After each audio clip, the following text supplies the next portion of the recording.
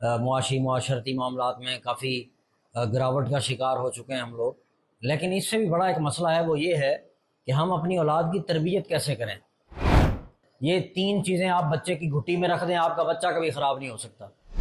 آج کے دور کا سب سے بڑا ایشو جو ہے وہ، ٹھیک ہے باقی معاملات ہیں، فائنینشلی پرابلمز ہیں لوگوں کے لیے، معاشی معاشرتی معاملات میں کافی گراوٹ کا شکار ہو چکے ہیں ہم لوگ، لیکن اس سے بھی بڑا ایک مسئلہ ہے، وہ یہ ہے کہ ہم اپنی اولاد کی تربیت کیسے کریں۔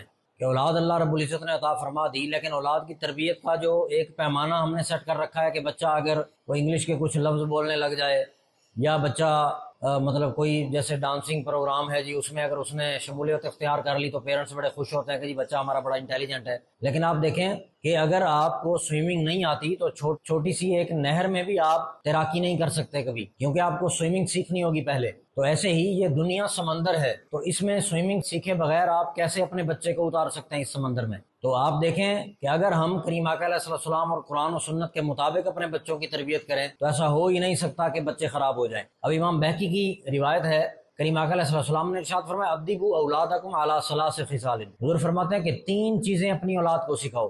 سب سے پہلے حضور علیہ السلام نے فرمایا حب نبیکم، اپنی اولاد کو مجھ محمد صلی اللہ علیہ وسلم کی محبت سکھاؤ، اور دوسرے نمبر پہ فرمایا وحب اہل بیتہ، اور میرے اہل بیت کی، میرے گھرانے کی محبت سکھاؤ، اور تیسرے نمبر پر فرمایا وقراءۃ القرآن، پھر انہیں قرآن کریم کی تلاوت سکھاؤ۔ یعنی اپنی اولاد کو محبت رسول کریم صلی اللہ علیہ وسلم اور محبت اہل بیت اور محبت صحابہ کرام علیہم رضوان اور جتنے بھی کریم آقا علیہ السلام سے محبت فرمانے والی ہستیاں ہیں، اس کے راستے پر چلنے والی ہستیاں، ان کو محبت سکھائی جائے۔ اس کے بعد قرآن کریم کی تلاوت سکھائی جائے۔ یہ تین چیزیں آپ بچے کی گھٹی میں رکھ دیں، آپ کا بچہ کبھی خراب نہیں ہو سکتا۔